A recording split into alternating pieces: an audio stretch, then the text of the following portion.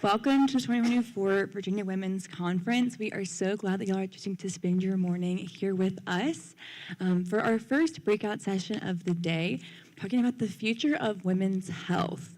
We have a fantastic panel for you all today. Our moderator is Miss Monica Schmude, the president of Anthem Blue Cross Blue Shield Virginia.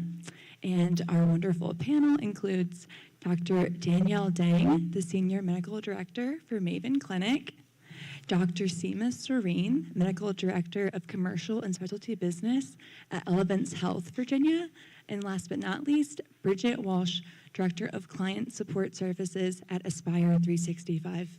Could you all please put your hands together and give a warm welcome to this morning's panel.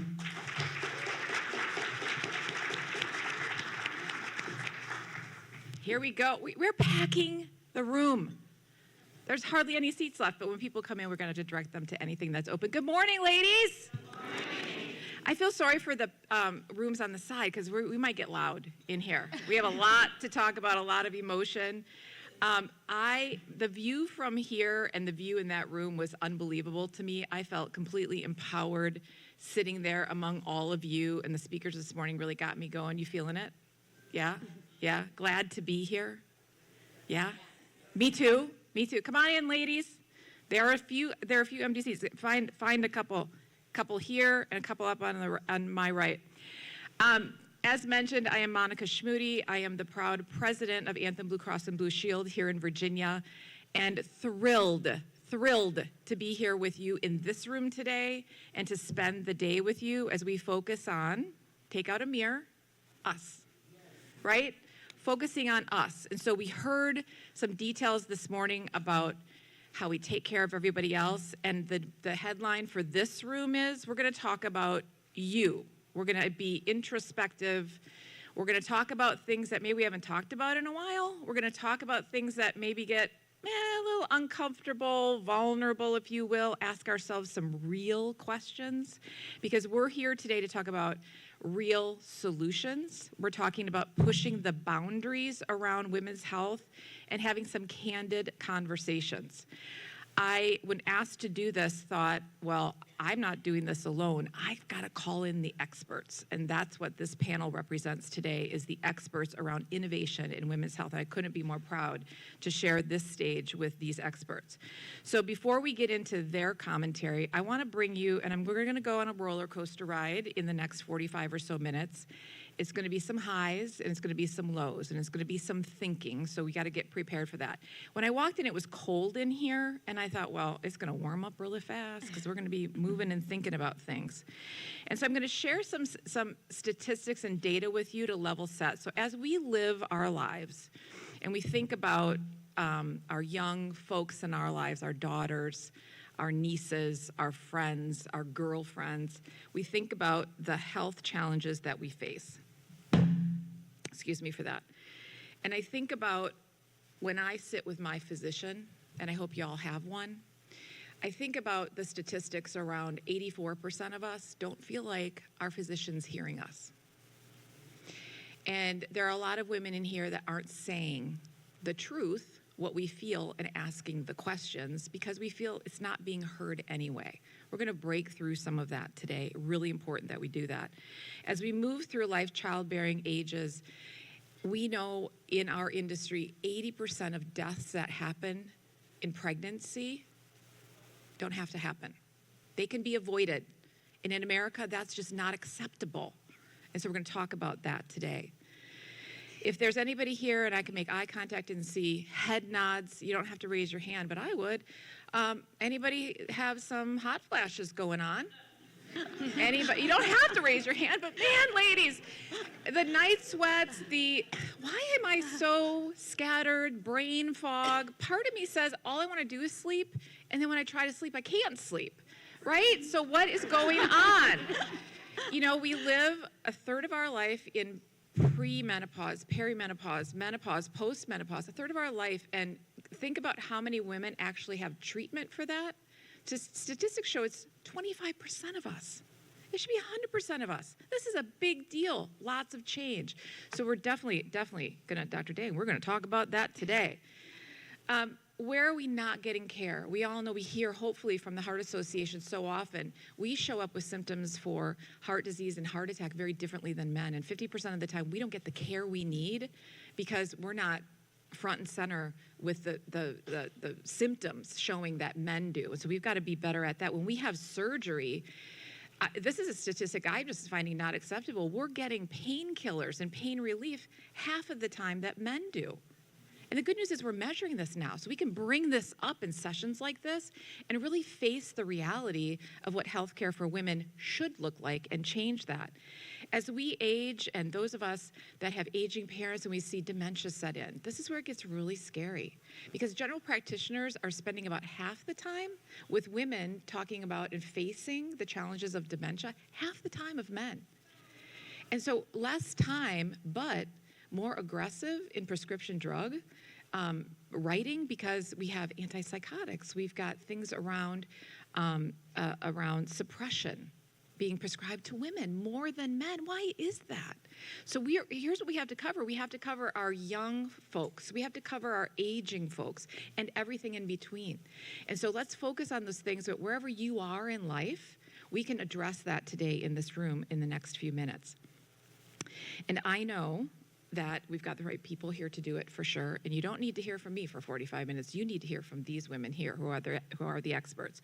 So we're going to jump into it. And what I've just generally set up is my esteemed colleague, Dr. Sarin, has a lot of educational experience to share with you. We'll pop that up on the slides. And we're going to get, this is my left-hand side of innovation.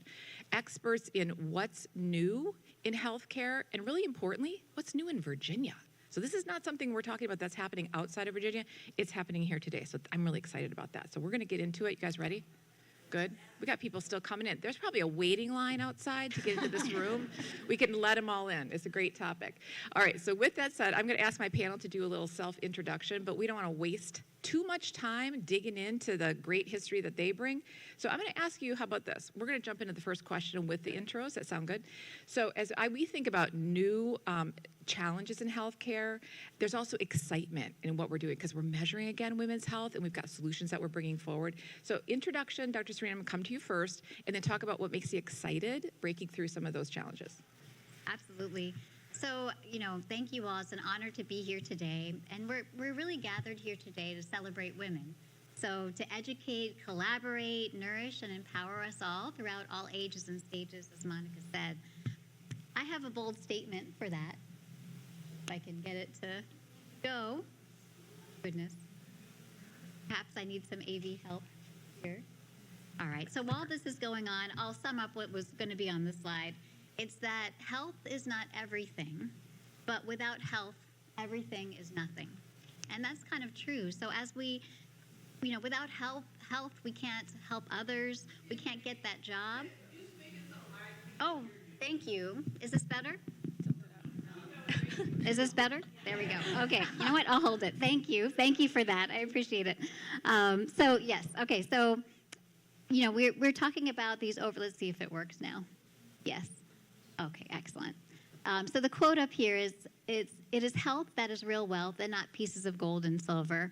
And basically it states that, if we're not healthy ourselves, we can't help others. We can't get that job. We can't get financial independence. We can't plan our retirement.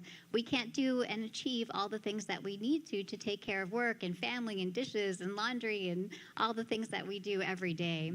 So we're here today to provide you with the tools to get and stay healthy, feel empowered and productive.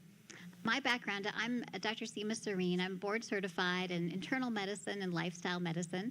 I spent about 20 years in healthcare, and as a physician and as a medical director at Anthem, my overarching goal is really to empower my patients and our members to lead happy, healthy, and productive lives. And that aligns perfectly with this conference and why we're here today, and that's why it's such an honor to be here. Monica, you asked us what excites me most, and I think it's that potential to make a significant positive impact on millions of lives. In fact, women, we make up 51% of the population, so we're the majority since 1946. And yes, exactly. And so we have some work to do. We'll talk about the state of women's health and general chronic disease in just a moment. But now that we have all this information, we can provide innovative, personalized solutions for every person. We can improve access. We can improve gender equality. And we can bring those issues like menopause and fertility treatment and all of these things, mental health, to break down stigmas and provide accurate information. So we know we're in the information age, but it also can be the disinformation age. So once we understand what exactly is accurate, that leads to better health choices, that leads to earlier detection of disease, and also leads to better outcomes.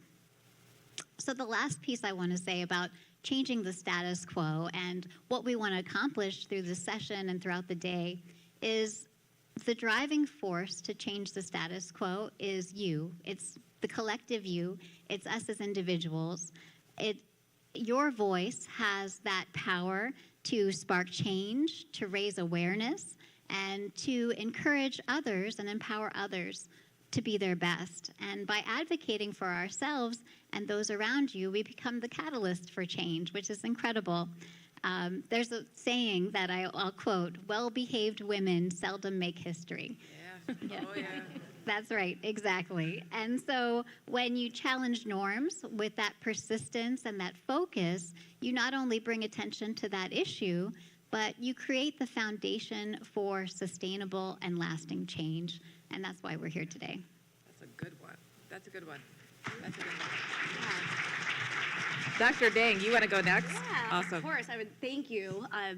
I'm very honored to be here today. I'm actually based in Philadelphia, but I grew up in Virginia. So yes, Virginia. So excited to come back here.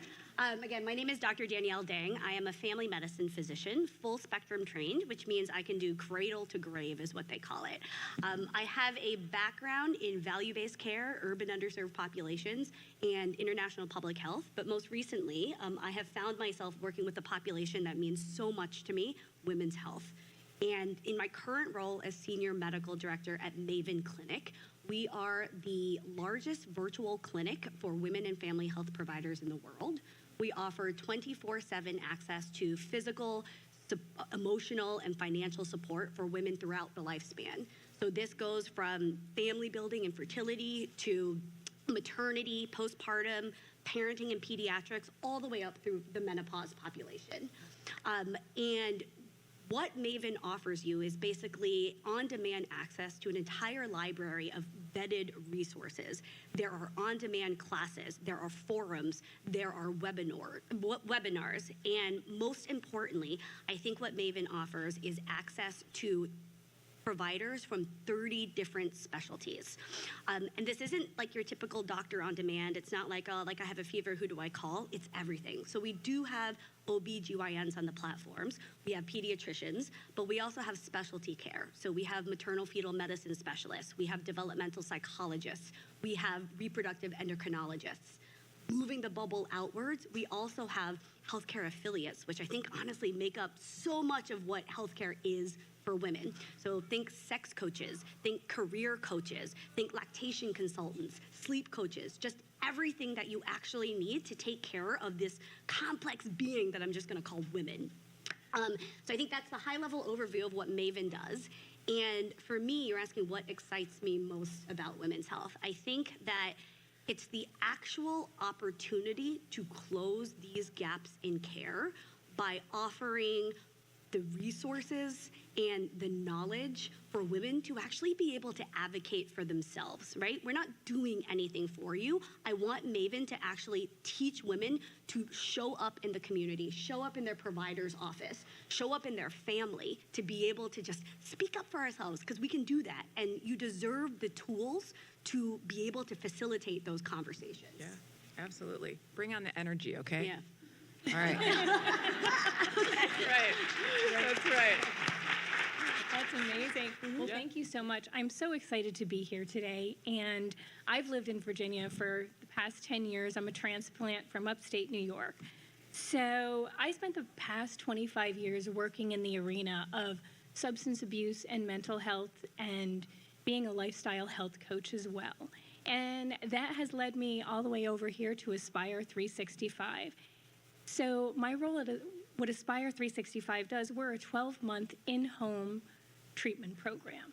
We start ages 12 and up, And we have dedicated physicians for us. We have therapists, we have psychiatry, we have health coaches, we have peer coaches, we have case managers, all encompassing. It's an amazing program. We have great, easy access. And one of the things that it really excites me about Aspire 365 is our entire director team is women. Yeah. So, which is so fun and so amazing to work with amazing women at a company. And what more excites me is that we get to create programming for women. We're listening to you. We're listening to what the needs are in mental health and learning how to check in with yourself with mental health. And not just the big, huge, obvious symptoms that people get that lead us to finding psychiatry or therapy, but that underlying stuff, that quiet things, that quiet suffering that we try to bring to women and to help you with. That's awesome. I feel like we're really, let's give her a round of applause. We're coming into the whole health, right? Not just this lane or that lane, whole health. Dr. Sarin, you're our educator, so let's talk about just defining what women's health is, but then we're going to move into innovation about how we navigate around this whole health space. Yes, absolutely. Can everyone hear me? Excellent. Okay. So what is health? I think everyone's definition is a little bit different, and I want you to think of what does health mean to you. And there's a word cloud up there. When I ask patients, I ask them regularly, what's your definition of health? Because it helps us navigate where we want to go and what our goals are. And as you think about what your idea of health is it career? Is it physical health? Is it spiritual health? Financial health? I'm going to talk to you about the World Health Organization definition. So they define health as a state of complete mental, emotional, and social well-being, not merely the absence of disease or infirmity. And that's really important because it introduces this idea of whole health, which is really key. And is a great way to encapsulate all that's healthy. So as a physician, I'd like to say, you come to me, I've got you. You've got 100% of your health taken care of. But unfortunately, that's not the case. So research shows that it's about 20% of healthcare takes place in your doctor's office, which is critical. But the other 80% of healthcare is done outside of the doctor's office. And that includes the social drivers of health, or what they call socioeconomic factors. So it could be your financial situation, your job status, family and social support, whether you live in an accessed area that has access to appropriate health care or food security. Transportation and physical environment is also a big piece. And another huge piece that we'll talk about more in depth later on as well is health behavior. So what we do day to day in our lifestyle makes a huge impact in how it relates to the development of chronic disease and also the prevention and treatment and even reversal of chronic diseases. And that includes things like whether you smoke or not, what's your lifestyle like, are you exercising regularly, is your diet appropriate? Are you drinking or taking illicit drugs, for example? What's your sexual activity like? So all of those things do play a role in this whole health picture. And once we understand all the factors that go into whole health, then we can create these innovative solutions to really make a difference and move the needle. Yeah. Awesome. Okay. I'm going to keep that slide up there if you don't mind, because I'm hearing from a whole health perspective we might have gaps. I love Maven being able to fill those gaps. Can you talk just a little bit about that? Absolutely. I think it's really important, Dr. Sarin, we're landing on this slide. Health is not just the absence of malady. It's this complex ecosystem where all of these factors need to mix and meld together. And I think, you said it, 51% of us are women, but this 51% of the population is responsible for 80% of the healthcare decisions made in the world. So when I think about women's health is family health, and women's health is community health. And until we really start thinking about this collectively, I don't think there is going to be change. Luckily, I think programs like Aspire 365, Maven, we really work to increase the boundaries and the opportunities, and more importantly, the access to care. So Maven itself is a 100% virtual platform, and we started this way 10 years ago, and that was unheard of at the time. Now it's kind of obvious, right? what the pandemic did was actually kind of force focus on the inefficiencies of a healthcare system that is anchored strictly in in-person transactional care. And I think virtual platforms like Maven are actually very well suited to expand the access that people give to care. I'm thinking about access in terms of just like being able to see somebody, right? So think about the menopausal woman. We know that more than half of women don't even mention these symptoms to their physicians. And when you have an opportunity to speak to your physician for maybe 15 minutes, maybe 20 minutes if you're lucky, it's really important that that appointment lasts 15 minutes and not 15 minutes plus 20 minutes in a waiting room before, plus 10 minutes finding parking, plus 35 minutes to drive there. Almost 70% of our visits on the Maven platform happen between 8 a.m. and 5 p.m., so those normal working hours. So that's one dimension of access. I think the second dimension of access that Maven really rises to the occasion of meeting is just the types of care that you can have. It's not just a doctor. Like, I mean, we're physicians, and like we cannot do it alone. But sometimes we're forced to do it alone, but we absolutely cannot do it alone. So access to specialists. I routinely work with women who are hundreds of miles from their closest reproductive endocrinologist office.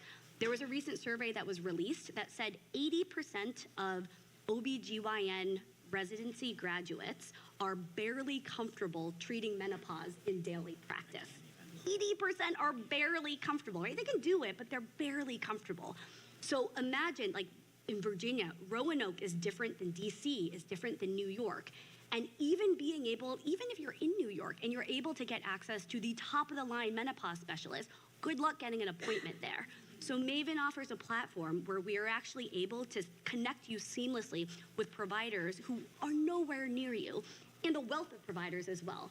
So, you know, menopause is full spectrum. It's not just about hot flashes. It's not just about insomnia. It is about this brain fog. It is about navigating your community. It is about being able to enforce those boundaries in your life. And to do that, you need an army. You need career coaches. You need mental health providers. You need pediatricians to help you take care of the kids that you're also probably raising. So being able to access a virtual platform from your pocket, right, from your computer screen, I think gives women the tools to be able to actually move the needle on where they want their lives to be. I'm just curious, too, as you're talking about that, you're right? Pandemic caused our industry to think about healthcare delivery differently, because if you can't leave your home and it's not safe to be in a physician's office or any other public setting, how would you get the care? And so where we saw single digits, 8%, 9% of Americans had used virtual care during the pandemic, that jumped as high as I saw, above mid-80s. Yeah. That's how we were getting our care. Let's show of hands. Anyone accessed your care virtually or know somebody in your family that has? I mean, from what I see, there's a lot of hands in this room. So we're started to be more comfortable. Data shows us, however, now that we're out, now that we're feeling safer in those social environments, we're seeing less and less wanting to step into that space, but say, listen, that was so easy, as you said. I didn't have to take the time, the care. And so having more modalities available really helps. That really helps. Okay, so you talked about that concept of surrounding the family and how to do that a little bit more easily. We're still focused on this body over here in whole health, and I'm such a big fan of what Aspire 365 does. So Bridget, tell us a little bit about how you help to fill those gaps too. Yeah, great. Thank you so much. So one of the ways we help fill those gaps, so we also are virtual as well, so you can get all your behavioral health virtually. We come to you in your home. We can also actually go to your home. If there's an opportunity in your area where you want the therapist to come to your house or the nurse to come to your house, we're able to do that as well, either virtually or in person. So those are a couple of the different things. But also with our programming, we have groups for women. We're listening to what's going on out there in society of what people are needing. Just a few months ago, I created a workshop on menopause because one of the constant things we were hearing at Aspire were women with all these symptoms in menopause. So I was like, well, let's create a workshop and bring women together and let's have those conversations. And so that's another way to break down. But, just really listening to what's going on and meeting people where they're at. Sometimes we forget in those high-level conversations when we're talking to a professional in front of us, sometimes we get really nervous and forget even why we're there, and we pick the biggest symptom, or sometimes make up a symptom because we forget really why we're there, or we get gun shy and we don't want to talk about the symptoms that we're feeling. And so having lots of different workshops going on, providing education. Again, Aspire has a comprehensive team, from high-level psychiatry to nursing to wellness coaches. We're all there for you and, meeting you where they're at. I was thinking about the author talking this morning about the closet that she was writing in and how she wrote notes to herself. If that's where you have to go for the therapy or the doctor's visit, be my guest. I will have a room set up in my house for that. That's good. Okay, so we cannot talk about whole health without talking about chronic disease. And so those of you in this room dealing with chronic disease, it shows up differently for women. Let's just be absolutely honest, put that front and center. Talk to us a little bit about chronic disease, and then we're going to talk about innovations around that. Absolutely. So the state of chronic disease, unfortunately, is not the most ideal. And when you're talking about chronic disease, you're talking about things like cardiovascular disease, diabetes, and cancer, Alzheimer's disease. They're basically the top 10 causes of death in the U.S., and we're not doing so well. About 6 in 10 Americans have a chronic disease. 40% of us have 2 or more chronic diseases. In obesity, we've got 72% of Americans being overweight or obese. So we have some work to do. The issue here is that in women's health, we have some bright lights, but there is still some work to do. The number one cause of death in women is not cancer. It's not breast cancer, which many of us really think about. It's actually cardiovascular disease. And that's why it's important as you go out and look at all the booths, there is a place where you can get to know your numbers. It's our Anthem booth with Carolyn, our partner. And it will tell you what your blood pressure is, what your body mass index is, what your cholesterol numbers and your blood sugar levels, to kind of understand what your personal risk factors are so you can get on the path to changing some of your habits and getting appropriate attention as needed. In terms of health status, it's great that women live longer than men on average, but we spend a longer time in disability. So it's always important to make sure we maintain and achieve good health throughout our lives. So we add life to our years and years to our life that way. In terms of cancer, we know that cancer is a killer of women. Particularly, it's important to note that some of the guidelines have changed. So in terms of mammograms, you want to start mammogram screening at age 40, not at age 50 as it used to be. Colonoscopy screening is at age 45. Make sure you get your pap smears. There's also the HPV vaccine that can help prevent against cervical cancer. And those are key ways for prevention and catching disease early. A couple of things that, Monica, you touched upon in terms of, how women, unfortunately, oftentimes feel dismissed. And 80% of us, unfortunately, have been in the doctor's office and may have felt like the provider ignored us or dismissed their symptoms. And I'm curious, by a show of hands, has that ever happened to any of you? Yes, and I'm seeing a lot of hands go up, actually. And I even, as a physician, you think that, I should be immune, but I had a health issue a while ago, and the doctor I went to said I needed surgery. It didn't quite feel right to me. I felt like there was a broader differential diagnosis. I put on my doctor's hat on myself, and I sought a second opinion. And it turns out I didn't need surgery. I actually needed a medication. So as I recovered a few weeks later, I go back to see that main doctor that said that you need a surgery. And I thought we'd have a collegial, kind of pleasant conversation as a professional courtesy. So, maybe I could help steer patients that he sees just like me into, a broader differential diagnosis and appropriate treatment. And that conversation did not go well. I ended up getting banned from the practice. So not the most ideal, but it really, really shows that importance of kind of advocating for yourself, seeking that next opinion, really understanding everything that's going on, so we can be that change agent. And, the mental health is on the last piece here on this State of Women's Health slide. And I want to just do a small exercise with you all. It involves a little bit of math, so I apologize in advance. It's a depression health screening, and I'm going to ask you 2 questions, and you're going to score yourself 0 to 3, and I want you to add up both scores, and then we'll talk about those results. So over the past 2 weeks, how often have you been bothered by the following problems? Number 1, feeling down, depressed, or hopeless. Is it over the past 2 weeks, 0? Not at all. I haven't felt this way. 1, several days. 2 points would be more than half the days. And 3 would be nearly every day. So on a scale of 0 to 3, how often in the last 2 weeks have you felt down, depressed, or hopeless? And keep that number in mind. The second question is, how often in the past 2 weeks have you had little interest or pleasure in the things that you normally do? Did that happen? Not at all. Did it happen several days? Did it happen more than half the days, or nearly every day, which is a score of 3? So add those two numbers together, and if your score was 3 or greater, it's time to talk with your primary care doctor. Talk to me after the session about your symptoms. Everyone goes through ups and downs throughout our life. That's part of being a woman, for sure, and being human.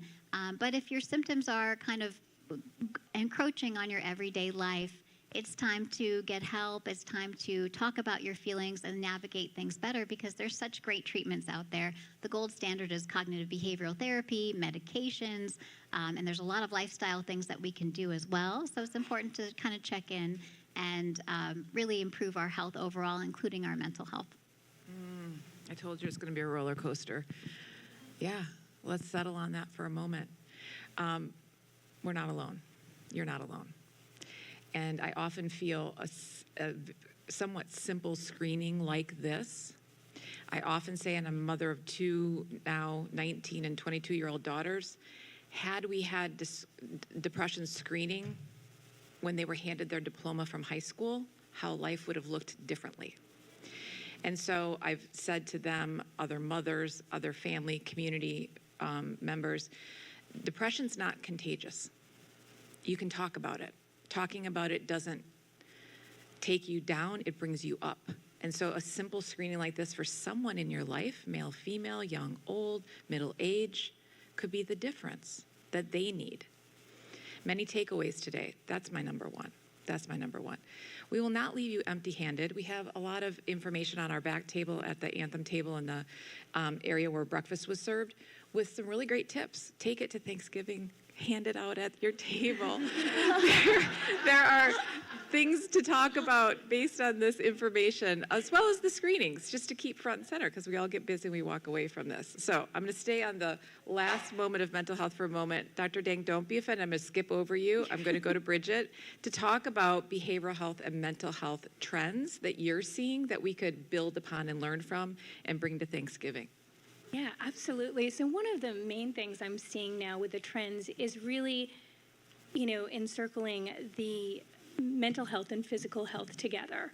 One of the things Aspire does really well is we have meditation coaches, we have yoga instructors, we have lifestyle health coaches, and it's really taking and connecting mind and body together.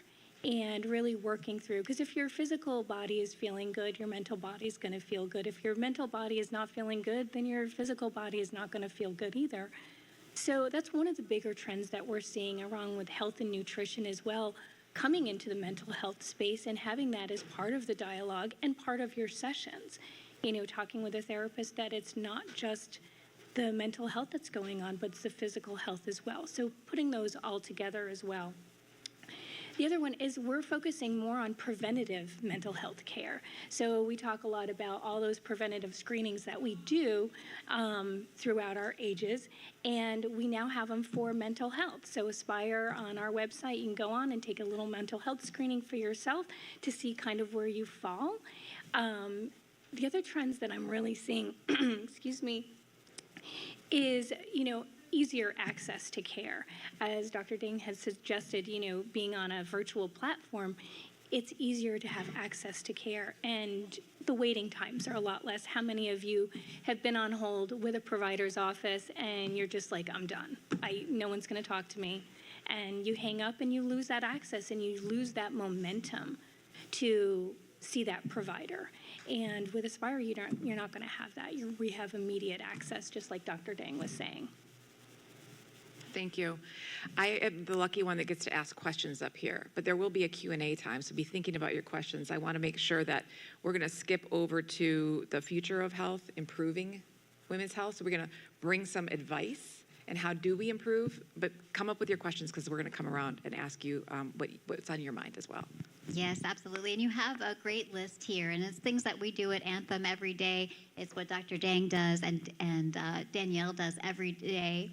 And how do we improve women's health? Innovative solutions. We've discussed a lot here through telemedicine, through mobile health apps, through wearable technologies, advances in healthcare technology. It's a great time to be a physician. It's a great time to be in this field because we see all of these really wonderful breakthroughs. We now have gene therapy. We have AI to use as a tool for personalizing healthcare for an individual. We have robotics and minimally invasive surgeries, evidence-based practices like the ones we talked about with preventive care, mental health services, diet and nutrition programs. There's education and awareness. That's why we're here today, using health literacy, not only for the individual and our patients and our communities, but also for physicians as well, unfortunately, and allied health professionals, because unfortunately in traditional training, we aren't trained in menopause, as Dr. Dang mentioned. We aren't trained in nutrition and lifestyle medicine choices as well. Policy and advocacy is such a big piece, which is why it's such a thrill to be here with Senator Warner and have this be a focus of what's going on in the future.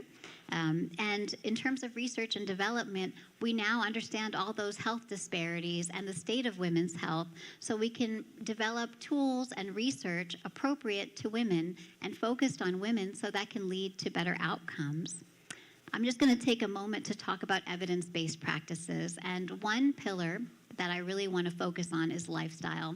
So 80% of chronic diseases can be prevented, can be treated, and can even be reversed by 6 lifestyle choices. And that's pretty incredible to think about. It's better than any medication. It's better than any treatment we have.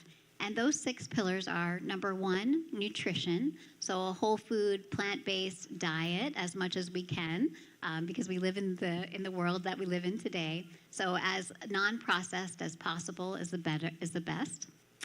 It's exercise, at least 150 minutes per week of moderate intensity exercise. And I know many of us are on weight loss drugs and other modalities to help lose weight. When you're on those medications, you not only lose fat, you lose muscle mass and bone mass as well. So weight and strength training is super important and helps on many different levels. It's sleep, getting 7 to 9 hours of sleep. And then if you can't sleep, if you're going through menopause or other symptoms, have obstructive sleep apnea, restless leg syndrome, it's important to follow up with your primary care doctor. Avoidance of risky substances. We're talking about alcohol, smoking, illicit drugs. And then lastly, the 2 other pieces are stress management, which everyone goes through stress. It's inevitable, but learning kind of where your stress lies. Is it chronic stress, or is it the stress that kind of gets you up in the morning? And then creating a personalized plan to really help your stress, whether it be through yoga, meditation, taking a walk in nature, practicing gratitude, and the like. That's been shown to decrease inflammation and improve chronic disease. And we know that there's a loneliness epidemic, and this last pillar is really important. It's on social connection and community building and finding your tribe. So the Surgeon General has said that 30%, and the research shows about you can have a 30% increase in all-cause mortality if you feel lonely. So it's important to really connect to your community, connect to your loved ones, and connect with each other, because that's how we can all improve our overall health. We all took a step in the right direction by showing up today to that, for sure. Awesome. Let's talk, keep up improvement. What can we do? What are the good things? We're going to round out with you both answering that question, then we're coming to you for questions. Ready? Yeah, I think there are so many different ways that we can answer this question, but when you think about improvement, when we think about the driving forces that we need to change in order to make this a thing, I'll say my first little segue is that I'm like so pissed that like women's health is cutting edge. Like this shouldn't be like, right? Like this shouldn't be controversial. This shouldn't be something that we think about separate than just the health of our population. So that's like That's my sideways, right? Like, I just wanted to put that out there. But when we're thinking about like what can we do to improve women's health, I think the first one is continuing to push the boundaries of technological innovation. So like what Maven is doing, like the hybrid program that Aspire 365 has. We really owe it to ourselves as a population, and especially women, to be able to design programs that are easily accessible through care. AI is a huge thing right now, right? Like, AIs cannot replace physicians, but they can really help us. Like, I'm very excited about all of that innovation that is coming on to actually help scale what we do most effectively, which is like the human touch, the empathy, those tough decisions, the risk-benefit analysis. The second one, I think, is policy reform. I'm not talking about politics here, but I think we just need to acknowledge that so much of the inputs and factors that influence women's health derive from systematic structures and regulations that are in place. And if you design a program that is agnostic to what the lawmakers say, what the policy reform is, that gets to the core of what women need, which is evidence-based advances in healthcare technology, empathic care, it doesn't matter what the policies say. It doesn't matter. I think we were talking about the election earlier. I don't normally bring it up, but it doesn't matter what the output of the election is. We need to make sure that we design programs that are stable and reliable. That's it. It's simple. And I think, and Monica, I think the last one is like exactly what you said. And I'm gonna like kind of drive that home in thinking about this. Recently, I would say within the past 4 to 6 years in particular, there has just been this avalanche of just advocacy and voices from women, from allies, to call out these inequities in the system. And it's really up to us to kind of pick up that thread and commit to this like collective consciousness of breaking down those barriers. I'm looking at us in this room, like it's a Saturday before Thanksgiving, it's cold, this is Roanoke, but like there are, I think, over 1,000 people registered here to just come and talk about this. So I think if you really think about the technological advances, if we figure out policy reform, and if we just keep yelling, if we keep saying, hey, we cannot be ignored, we are not special, we are the population, this is us that we're talking about, that's how we're going to improve women's health.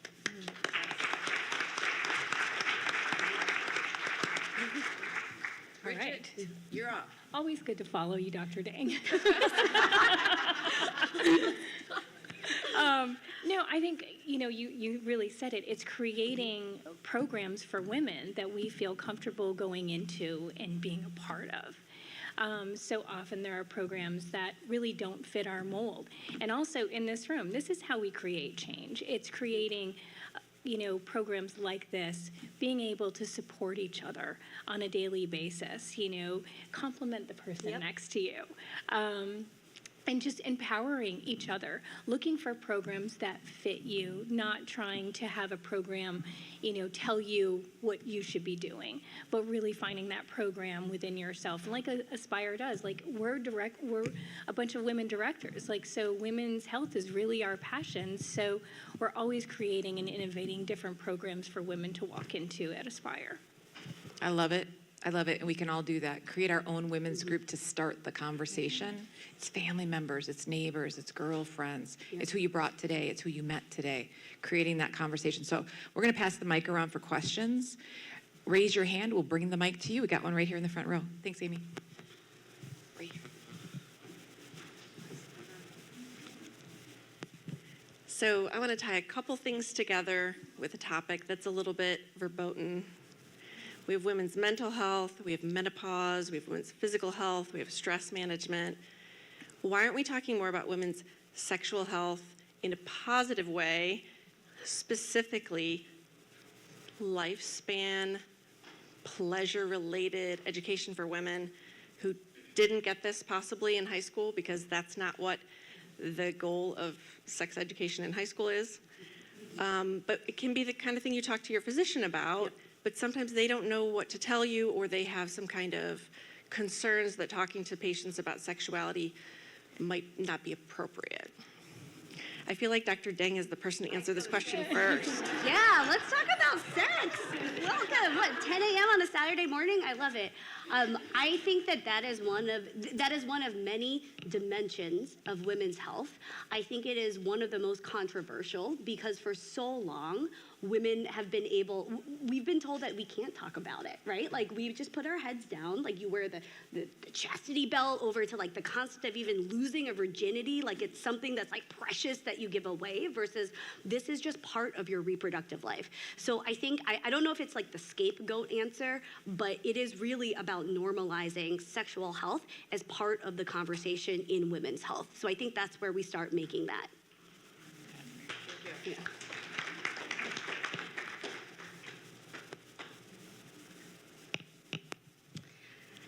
As we have some changes here over the next 6 months I am going to talk about the election for a minute, but I will keep it scientific, it appears that we may have some health leadership that moves away from evidence-based practices, which is heartbreaking as a scientist. What are some pieces of advice you guys have about how to move forward to advocate for women's health? Yes, absolutely, sure. That is a great question and something that we should all keep in mind. We've faced a lot of challenges as women throughout our lifespans, throughout history. This is another opportunity for us to kind of dust off and regroup and focus on what's important, to continue to be advocates, to continue to understand the evidence and push it through is really key with that. And absolutely, there's a lot of work to be done and a lot of new ways to communicate. So a health issue doesn't become a political statement, but more of what just needs to be done for appropriate care of the population. So I think those are the main ways in which we just have to keep on keeping on, basically, and keep on advocating, keep on showing the science, and being a strong voice in what we need to go forward. Can I add 2 seconds? Do we have 2 seconds for me to add to that? I'm going to coin a new verb. I'm going to call, can we Seema Sarin them? Because that story you said about going back to your physician and just being like, hey, like, let's have this, and being barred from the practice, that's exactly what you need. You need to anchor the voice that you have in evidence-based practices because in the end, we cannot argue with that. So keep doing what you're doing. And we got 2 or 3 minutes. More questions? Somebody. Hi, I'm Crystal Dorsey. I live in Henrico, and I'm a career counselor, and I work in higher education, and I'm a small business owner. I really love Dr. Sarin's breakdown of the 6 factors of health. So I would like to hear a little bit more about the community and social building, because I feel definitely as a woman of color, a lot of people in my circle really struggle with that. So I'd like to hear, like, what does that really look like from a health and evidence-based perspective? Thank you very much. Yes, absolutely. And you've hit on something so critical in terms of social connection. And being a minority, being myself a woman of color, it's important to, how do you open yourself up? How do you get those positive relationships? And how do you foster that? So there's actually a clinical tool for that we use in my practice. And what it is seeing what is your circle of people? Who can you count on? How many people are there? Who can you confide in? And who do you enjoy spending time with? And it could be 1 or 2 people, 3 people. Typically, it's not more than 4 people to have your general circle. Then you want to look at your external circle. So you look at kind of your immediate family or friends that you are close to, and then move out from there. And you want to kind of think about who is adding to my life, who is not, and making changes, attending events like this, and communicating, being a part, and connecting with others is really key. And then putting yourself out there, being at home on top and scrolling, unfortunately, on your phones is not the way to create that community, to create that spirit, and do things together. And my whole piece is to advocate for yourself and volunteer. Go out there and do things that matter to you. And that's a great way to meet people of your same passions and really go forward and be able to connect in that special way and create those lifelong bonds that will take us far in life and help us be healthy and strong.